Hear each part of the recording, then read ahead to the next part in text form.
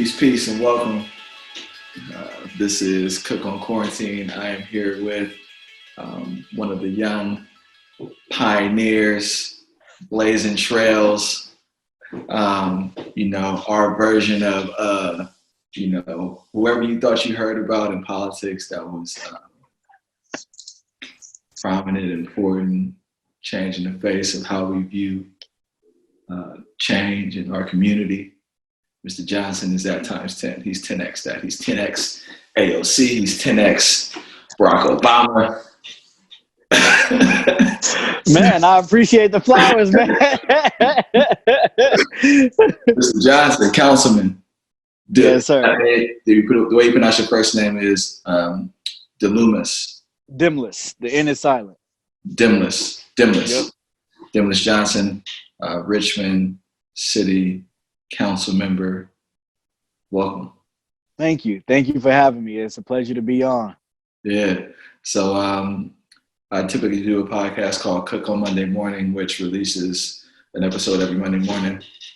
But since everyone's on quarantine, I thought, why not increase the amount of conversations I'm doing with people that, are change makers that are trying to grapple with this issue in their city and talk about, their story, how they're adjusting to this moment, like what they're seeing, and we can just unfold a conversation from there. So thanks for experimenting. This is like the second time I'm doing this, so I appreciate you. Of course. And, Zoom is most definitely having its own renaissance during this pandemic. And I think that's, to start, I think that's the perfect way that I've been looking at this entire situation in an attempt to not let it bring me down or get to me is, how can I find the Zoom in this entire pandemic? Where's the opportunity? Where's the silver lining? Because we don't know the end date, but it has to end one day. What is the potential opportunity going to look like after that, and how can we set it up towards where everybody has access to that opportunity? And so, that was just a quick little tangent in regards to, there's been an experiment. I think we're in the middle of a real experiment right now in terms of living history, in terms of adapting to it. I think right now, you asked like how am I dealing with this current situation? It's ever evolving, right? Never in my life have I've been quarantined. And so, this it's all new. But as I was joking with somebody,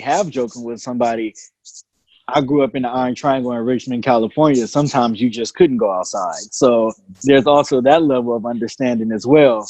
But for me personally, as I mentioned, just trying to remain in high spirits and see like the opportunity in a situation like this, for example, this is most definitely a tragic situation, and people need to take it serious. And one thing that I always tell people, in addition to being on city council, I'm also a master's candidate at the University of California, Berkeley's Goldman School of Public Policy. Just from a public policy perspective, and as a member of the city council, hearing individuals say that this pandemic and the coverage of it is being overblown and it's not that serious, I most definitely want to take the time to say it is that serious. And, especially from a government and public policy perspective, you really want to overshoot it rather than undershoot it. You want to look back and say, well, maybe we didn't need all of that, versus, well, maybe we should have done more. And of course, there's always going to be those conversations around doing more. But I say all of that to say, like, this is a very serious situation. It needs to be taken serious. This isn't just the flu, as some of your YouTube and Facebook and social media philosophers like to have us believe. This is a serious pandemic, and this is something that can really, in terms of people with low to no access to healthcare, can wipe us out. So I want to make sure I give that disclaimer before I start talking about opportunities and silver linings, because these are things that we also have to have our mind on in an attempt to not let the dreadfulness bring us down. American Airlines stock and JetBlue stock has been under $15. You get what I'm saying? Like, and I've been able to put so many people onto the Robinhood app and invest in those stocks. And then once this pandemic is over, people are going to rebook flights, conferences are going to get rebooked, and people are going to have access to those stocks that are going to be rising in cost. And so, in addition to that, utilizing social media as an attempt to connect with constituents. I think I lost you, brother Johnson. Okay.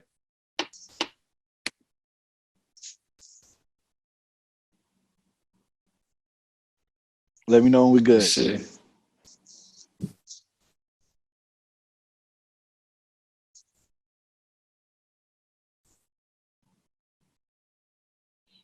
Did I lose you? You can hear me now? Yeah. We left off. But you were talking about American Airlines and the Robinhood app. I actually use an app called Acorn, and I'm sure you heard of that. But it's like the roundup. You can invest the change if you spend like $3.27 at a cafe. You can automatically round up to 4, and that difference will go to a stock fund. Like I have a weekly contribution with that, and I've been using that for about a year and a half. Just like, but I have like multiple investment accounts, and financial literacy is something that we should get into. I know that we can get into, and I want to echo your the two things that you're holding about like seriousness and silver linings. I think that,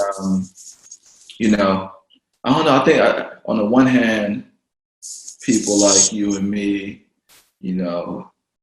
have been conditioned to figure out like, how can I make the most opportunity of this dire situation? Like you talk about the iron triangle, which you didn't really unpack. Like people may not like, what's the iron triangle? Like what is Richmond, California? Who is Councilmember Johnson? Like, so I met you like I met you in Miami, and we could probably talk about some. I share some funny stories about the conference that I met you at in Miami. But you are in your late 20s. You're the youngest member of the city council in Richmond. So let's do like a 1 minute like overview of who is Demnlus, right? Demnlus. Okay. Yes. Demnlus. Who is Demnlus Johnson?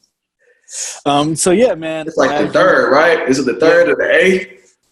He said the third or the eighth. I want to Demnlus Johnson the third. Demnlus Johnson III. Demnlus Johnson the third. Yes. All right. Go ahead, sir.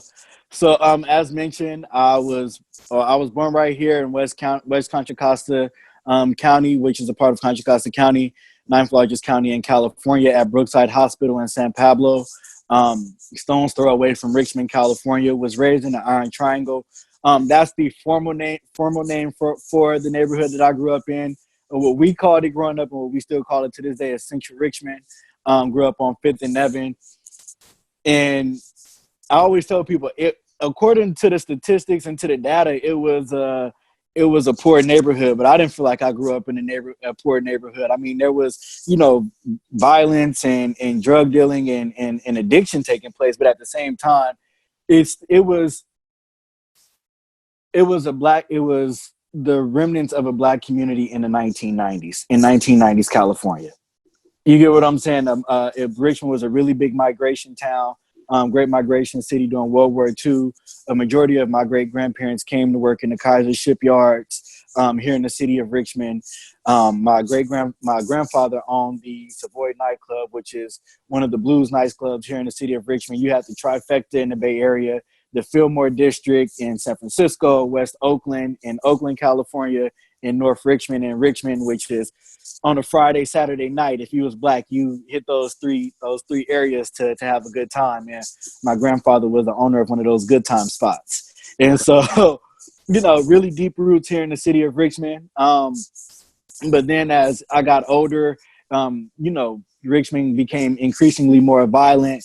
And so we ended up moving to Pittsburgh, California, which is down Highway 4. And which is where many people from Richmond, Pittsburgh, Richmond, San Francisco, and Oakland live today. And ended up graduating from Pittsburgh Senior High School, went to St. Mary's College of California in Moraga for a year before transferring to Howard University. HU. You know. You like the third or fourth HU alumni I've had. I feel like I should have went. Like, I like everybody from Howard. And that's not actually everybody, the people that I met, Go ahead. I mean, it's Bison. It's hard to get away from us. And that's why I said 2015 was a good year, because that's actually the year that I came out of Howard University. Came back home to Richmond, California, doing odd jobs before really getting involved with this nonprofit called For Richmond, where I had the opportunity to work with some of our youth and community leaders. I was even taking some of the students to Alive and Free Academy in San Francisco to participate with Dr. Marshall. Yep. And so that happened. And then I transitioned into a community outreach worker position at Richmond High School, where I coordinated both community and district resources for students and parents to be academically, socially, and economically successful. Around that time, I was also getting more involved with the city on different boards and commissions, such as the Economic Development Commission, where I became the youngest vice president, the youngest chair elected to that commission. Also got involved with the then called Citizens Police Review Commission, now called the Community Police Review Commission. Also the Richmond Museum Association Board of Directors, the Salesian West County Boys and Girls Club Board of Directors, Martin Luther King celebration directors, Juneteenth celebration committee, just a whole bunch of just getting involved. Just got home and, just got real active. And then you don't sleep. At that point in time, I was not. And I think that's kind of been the motif throughout my life right now. And so, got involved with that. And then there was a point in time when the city council member had resigned from her seat to run for lieutenant governor, and some individuals, that I was, used to hang out. Yep. Some individuals that I hang out with were like, hey, you should go out for the appointment. And so I went out for the appointment. I did not get the appointment despite having a room full of supporters. And that's when I realized that, it's deeper than just having community support. Have to make a transition, as I always tell people, from activism into politics. And sometimes that can be tricky. And so, after that appointment process happened, a lot of individuals were encouraging me to run for office. And so, I decided, based off their support, filed the paperwork, and we ran, in my opinion, a hell of a campaign, and ended up not only being elected the youngest person in Richmond's history, but was also the top vote getter in an at-large election with 3 seats available. Oh, that's beautiful. That's beautiful. Thank you. I mean, yeah, that's a great testament to you and everyone that decided to help. Because, having run a few of these things and being in the middle of one right now, it's like the candidate is the catalyst, but they definitely don't do it alone.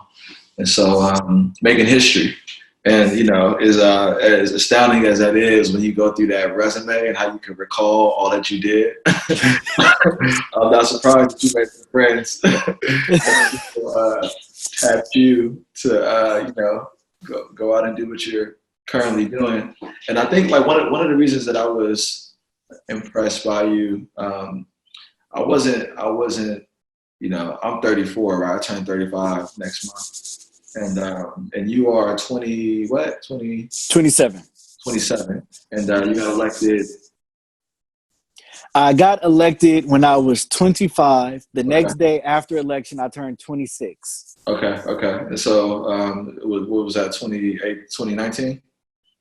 Yeah. It was, no, last year was 2018. November 2018. And then I assumed office at the age of 26. Mm-hmm. And last year I had my 27th birthday, which was my first year in office, 2019.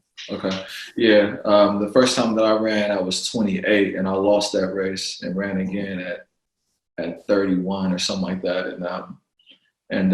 But I didn't have it. I wasn't as together in my early 20s as you are. That kind of led into your late 20s, right? Like you are really, you're moving, and when we got together to talk about opportunity in Richmond and what you were trying to bring to the city, I knew that like you were actually about moving stuff. It wasn't just I want a position, you know. Right. You were thinking about multiple intersections, and even the fact that you've been continuing your education in policy. So I think it's like obviously a great parallel because you are a policymaker, getting expertise, mastery on public policy.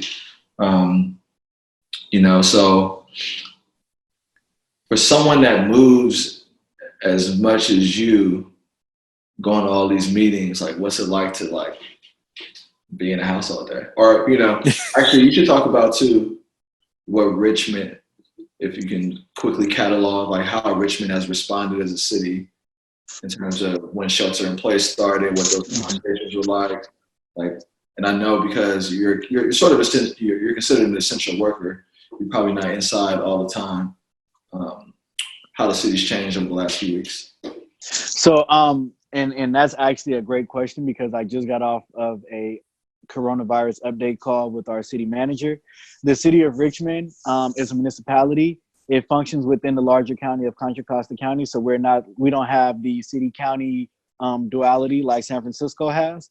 So right now, the person that is in charge of running this emergency is our city manager, Laura Snyderman, who is the first woman to be hired as the city manager for the city of Richmond. She has the emergency operations team running 7 days a week. And I am very confident in her abilities to do that. She just updated me that our city council meetings are going to go virtual. We have been holding them over the phone. We are trying to figure out ways to include live public comment. And so that way individuals won't have to send in public comment prior to. I think that has had a big impact on our city council meetings and the way we do business as well. Also, there's been a pause on some of the closed sessions where we handle a lot of the city's litigation and other business, that we don't do an open session. So that's also going to resume at the upcoming city council meeting. In regards to city services, is down to essential services. Police, fire, permitting is done by appointment only.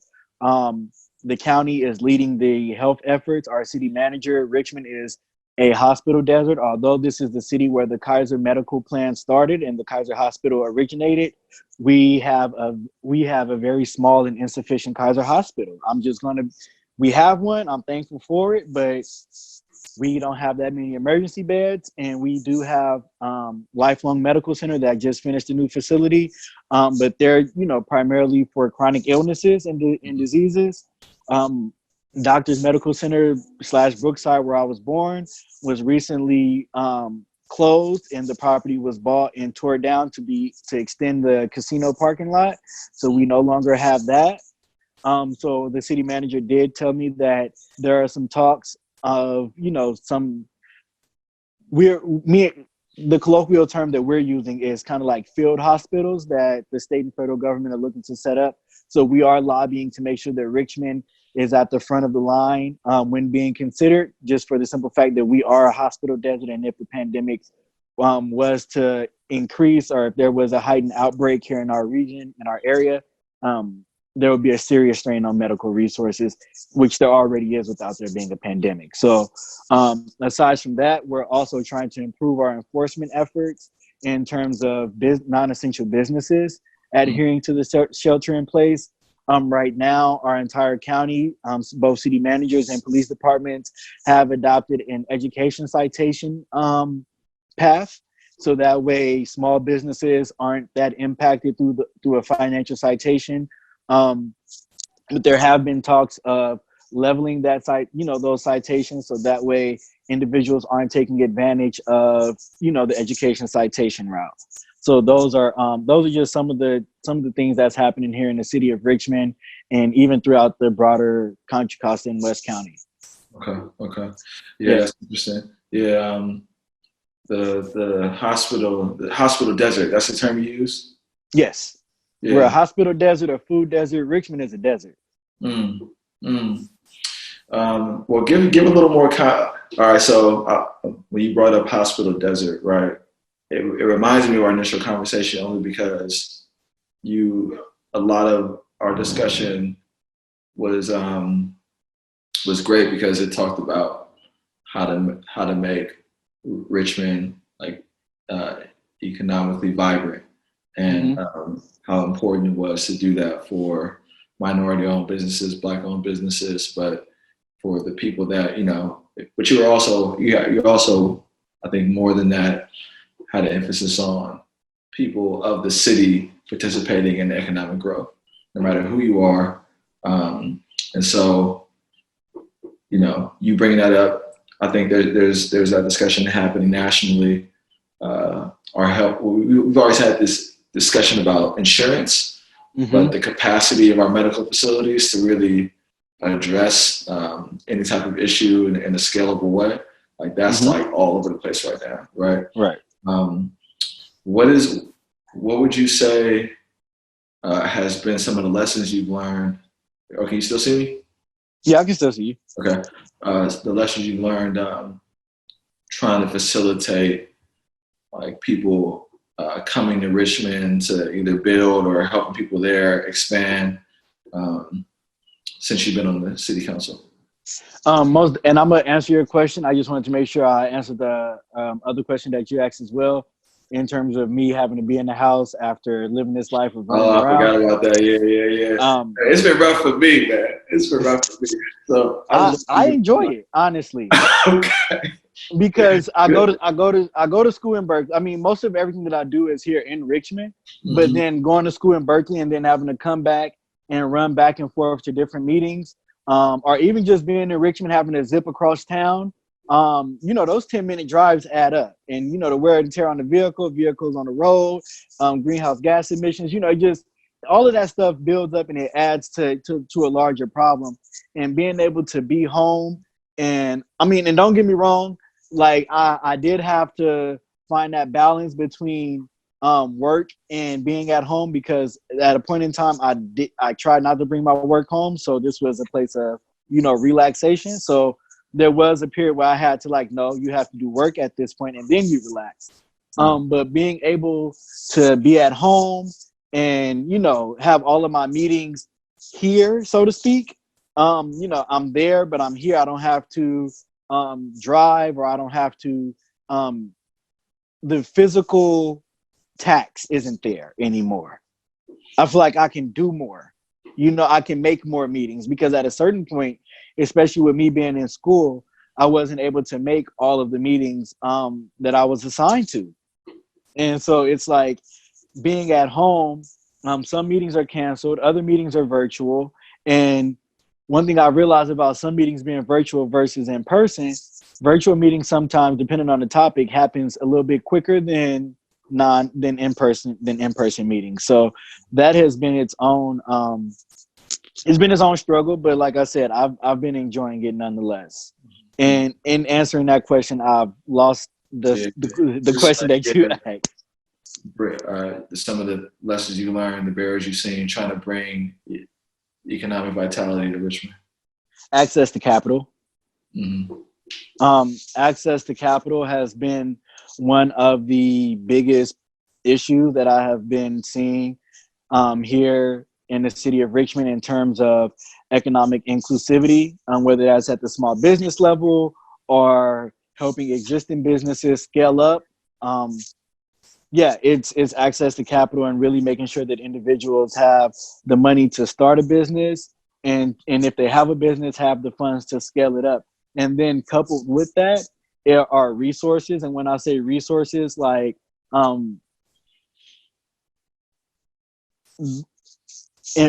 information on how to scale up a business, or how to run a business that is scaling up, or how to run a certain type of business that an individual may have an idea for, but not necessarily the experience in. We do have the Renaissance Center, as well as Richmond Main Street, and several other business resources here in the city of Richmond. But when I run into everyday people who don't know about those resources and they just have an idea, it's connecting them to those resources. And that's another thing that this pandemic is offering, an opportunity for organizations like that, is to take these resources online, so that way people don't have to try to get off work and get down to the Renaissance Center or to a workshop after work, right? They can do it online.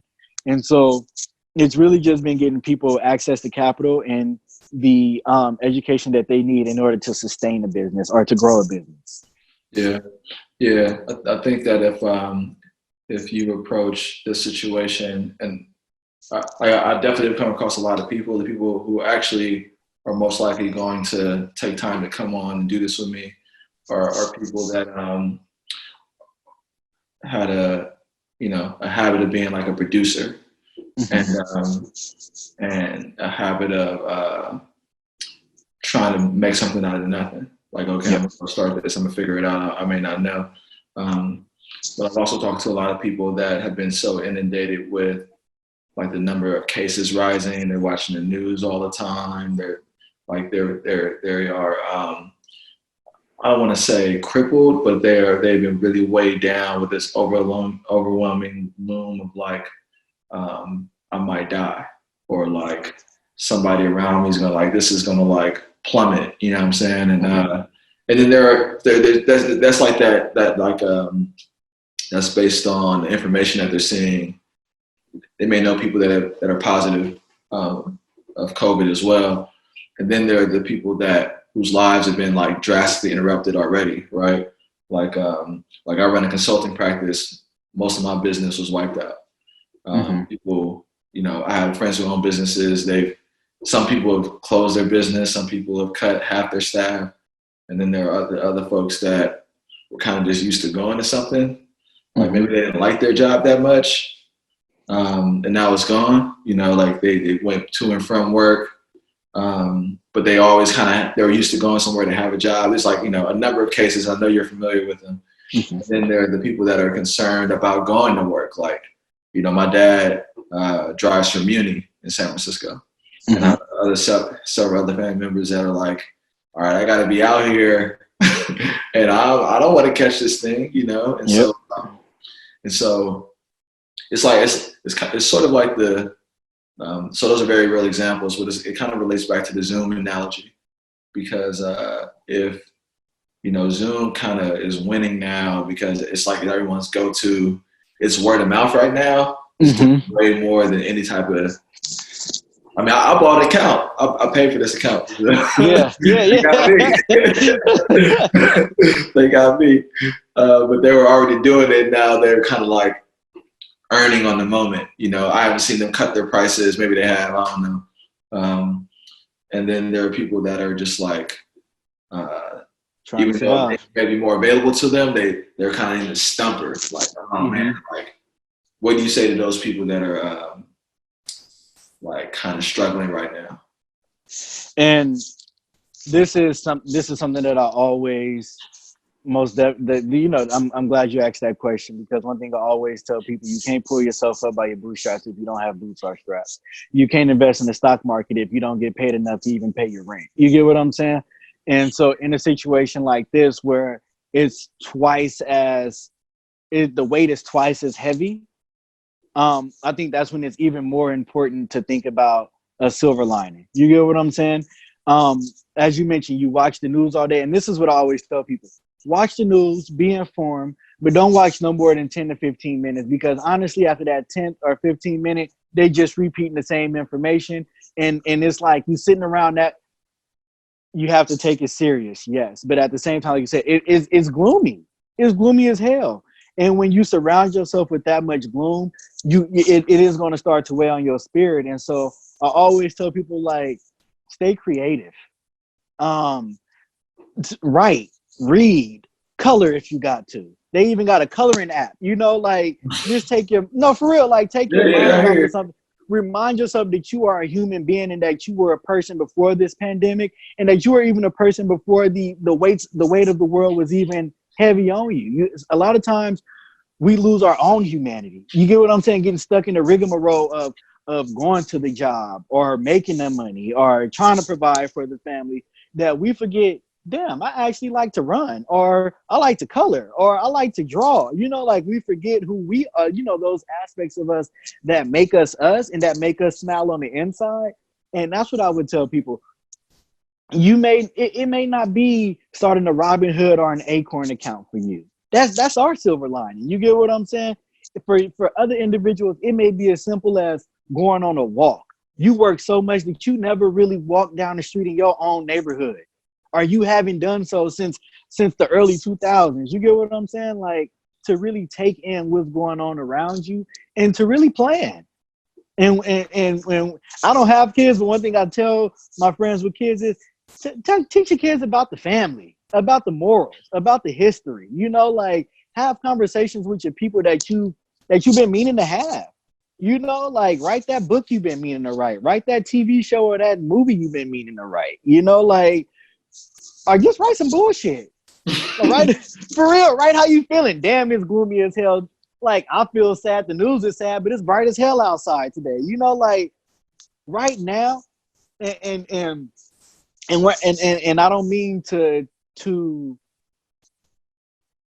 take away from her situation, but you Anne Frank right now. Anne Frank was literally a young lady that was quarantined because of Nazi Germany, and she just started writing. Had to be in the house all day. I pray that when this is all over, we get 1,000 Anne Frank autobiographies. We get, they said Sir Isaac Newton discovered gravity while being quarantined during the plague. I hope we get 1 million Sir Isaac Newtons in the house right now. Yeah, everybody on TikTok, but I'm even saying, what can we get from that? You get what I'm saying? Make some TikTok videos. Create a new challenge. You get what I'm saying? Like, have fun. I think this is really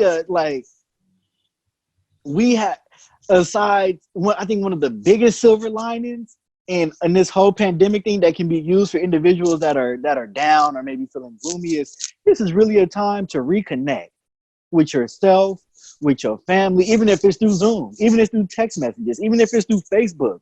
This is really a time to just check in on your folks, check in on your family, your friends, and just plan for yourself. Think. It's so much. We do so much running around and so much working and stuff. We are such a work-centered society that, you know, people don't have time to think. Now is really a time to just think. Right. What you gonna do when this is over? What you gonna do in 3 years? What you gonna do in 5 years? And a lot of times we so busy chasing a check or trying to make sure that the lights don't get cut off or that they don't send too many pink letters to the house that we don't really get to do that long-term planning, or we don't really get to impart knowledge and wisdom on subsequent generations because we always on the go. Right now, we got time. We got time, and we got to use this time as wisely as possible. We can't use this time.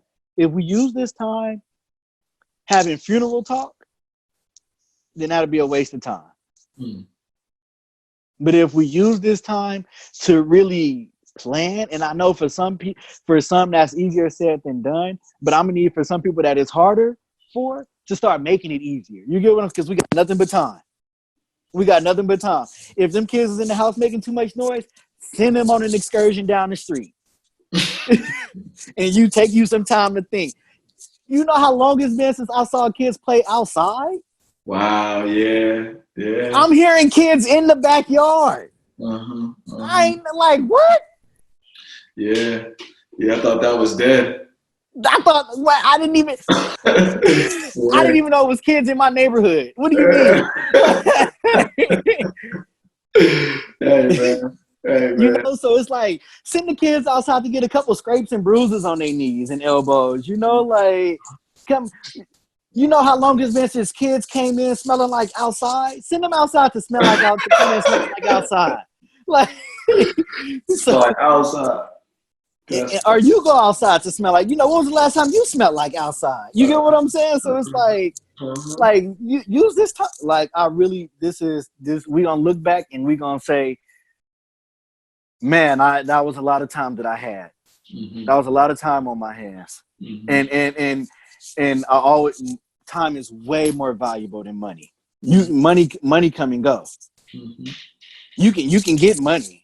With the right scheme or with the right job, you can get some money. But with time, once that's gone, that's gone.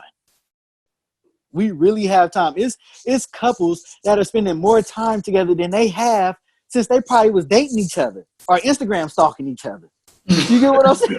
Like, for real, like you have a chance to relearn your partner. You have a chance to relearn your kids. You have a chance to relearn your family, your community, yourself. That's what, bare minimum. If you're not going to take up a new hobby, this is an opportunity to relearn yourself. Councilmember Johnson, Richmond, California, dropping gems. You a preacher too, bro? You got some minister in your Oh no! Oh no! Oh no! I didn't mean to say that to. No. I was moved. I was moved. I'm glad I asked you that question. Because that perspective is. I share it. And that's nothing against preachers. did I miss you? Did I lose you? Oh no! I was just saying, and that's nothing against preachers and pastors. I just don't want to misrepresent myself as one of them. Can you hear me? I lost you. Can you hear me? Yeah. Okay. Yeah, everybody's broadband is compromised because we all on Zoom all over the country. And everybody's at home. Yeah. I had to call Xfinity because I wasn't getting my Wi-Fi signal on some of my devices. They said, yeah, it's a shortage in your area. Mm-hmm. And I just had to eat that. Some of these things, and that's another message I want to say to the people. Be patient with the people. Be patient with the world. For real, this is the first time that this has happened in modern history. Yeah, I just upgraded my package though. I paid more for my Xfinity right before this happened because I was always having connection issues. And I was like, man, what's the give me? I'm paying for it. Give it to me. And then like everybody's online now, so be patient with Xfinity, AT&T, Netflix, Hulu. Be patient with everybody, y'all, because everybody at the house. Right. Yeah, I've been on this. I've been on the path of like trying to figure out how to rework my days around self-improvement for like several years. And so I'm that person, like I'll try 30 days of no sugar. Right now I'm doing like 30 days of 50 burpees, 50 burpees every morning. Yep. Reading half an hour a day, have a morning routine that includes prayer, meditation, and that free writing, like write some bullshit, like write a page of like just whatever. And I have time to make sure I don't miss any of that right now, right? And so, I want to mention a few things like if you want to see more of these videos, you can go on YouTube. It's Cook on Monday Morning. It's going to be the Cook on Quarantine video. I have a website, stevoncook.com, that has past blogs and episodes. I'm on Twitter at stevoncook, Instagram at stevoncook. Where can people get a hold of you, council member? So I'm on Facebook, Instagram, and Twitter. It's just my name, Demnlus Johnson III, and that's D as in David, E as in Elijah, M as in Matthew, N as in Nancy, L as in Larry, U as in United, S as in States, Johnson, JOHNSON. You can just type that in the search box. On Facebook, my pops might come up, but you can tell you can tell which profile is which because of my profile picture. So that, once again, that's DEMNLUS Johnson on social media, Instagram, Facebook, Twitter. Hit me up. We can have more conversations there. You can find out more information about, the things that I'm doing or got coming up. I'm also, we have this YPN Young Professionals Network that I'm a part of. We consistently holding events, Rock Nation type brunches. So if y'all want to come out looking fly and get, after social distancing, you'll be we've already been talking about how once summertime hit, Gavin said June, we may even go into, we're going to plan for July, really. July, hot August nights. I know y'all remember hot August nights. Yeah, so YPN, we most definitely, we got some stuff up our sleeves. So even during this social distancing stuff, we want to make sure that, we checking in with one another. We even be having our own little Zoom parties and stuff. So want to make sure that everybody, tapped in and taken care of. So, please hit us up, follow us on the social media. Yeah, well, I think I want to encourage you to continue to use your voice. You have a very powerful message, and you obviously are doing that because you're the youngest elected official in the history of the city of Richmond, and, and you're very active. But if you were to do some sort of like daily motivation or do your own like YouTube series or whatever the case may be, I'm sure you're finding a lot of ways to make use of your time. But I think that the world will really benefit from hearing more from you. So thank you, sir. No problem, man. I appreciate what you just said, man. I never had nobody like say that to me, so I most definitely appreciate those words of encouragement as well. I appreciate you for having me on your podcast. Most definitely would be sure to share it once it's out. I'll share it once it drops. So yeah, once again, thank you. And if there's anything I can do in regards to your campaign, you got my support. So if you need me to come make a few phone calls, I'm not sure what campaigning gonna look like with social distancing, but hey, you got me, man. So yeah. Well, yeah. I mean, everything's going virtual. It's kind of the only thing I'm really trying to focus on is doing more stuff that's kind of like this, where value can be given to people, and it doesn't have to be an ask. Let's just like create value in people's lives and hear people's stories like yours that are interesting and inspiring. So that's kind of the focus at the moment, but I appreciate that. You on the city council, I'm trying to get on it. Like I need to be asking, Hey man, y'all got the hitters in San Francisco. Y'all got Shema coming out of San Francisco. Malia came out of San Francisco. Who else? Of course, London. Like, come on, y'all got the hitters over there. Yeah, let me end with that actually, because I'm actually reading the autobiography of Marion Barry, and his story. He obviously had a lot of controversy at the end of his career, but this like highly active college student. Nick, you reminded me of some of the stuff that I read about when I was as I've been going through his early years. Who were some of your like influences, and what is a book you would recommend? And that's crazy you say that, right? Because when I was in Washington D.C. at Howard University, I went in with that. Marion Barry, he was this controversial figure, but then I left, and Marion Barry was actually one of my heroes. What he did for Washington D.C. and the citizens of Washington D.C. he created the Black middle class in Washington D.C. in terms of modern history. When I look at Maynard Jackson and what he did in the city of Atlanta, and how he made sure that procurement was done in an equitable manner when equity wasn't even being talked about. Mayor Bradley of Los Angeles, when he just came in there and he was a Black man who was a Black mayor, but then he most definitely served every bit of the public. You get what I'm saying? And even bringing it back closer to home, Mayor Willie Brown. Like, say what you want about the man, that is one of my heroes. And honestly, I wouldn't be in office if it wasn't for the help that he provided. His autobiography is one that I'm working through right now as well. Byron Rumford, he was one of the first Black assembly members elected to the state of California's assembly. His whole participation in East Bay and Bay Area politics and California politics really like blew my mind and really inspired me. More locally, cats like James McMillan, who's also my frat brother, my fellow Alpha.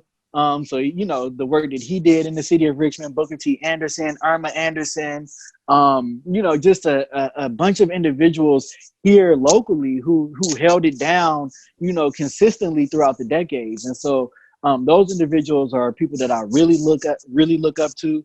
A book that I go around champion, like I'm supposed to be like I wrote it, is for colored girls who have considered politics. It is an amazing. The title again? The title is For Colored Girls Who Have Considered Politics, and I'm actually, I'm going through my books right now to bring it up. Zoom in. I see it. These women have literally. It's written by Donna Brazile, who I actually had the pleasure of meeting. And I actually had the pleasure of meeting all of these women at a certain point in time. Yolanda Caraway, Leah Darty, and Mignon Moore. These women, whether it was Jesse Jackson's campaign for president, Walter Mondale's campaign, Dukakis, Hillary Clinton, Bill Clinton, Barack Obama, these sisters have been the backbone of Democratic politics for about 2 to 3 decades now. And how they move is so mean and it's so intentional, everything that they do, even if you're not considering going into politics, just their story and they drive and they vigor is just so inspirational. And I take my direction from Black women anyway. So You preach it again. Hey, some men don't like when I say that. I always tell them, look, our role is the same role that Black women played during the Civil Rights Movement. We may have a few breakout stars, a few Fannie Lou Hammers and Ella Bakers, but we got to take a back seat and help and promote them. That's where it's at right now. Yeah, man, that's the move. So thank you, bro. Thank you. Anytime.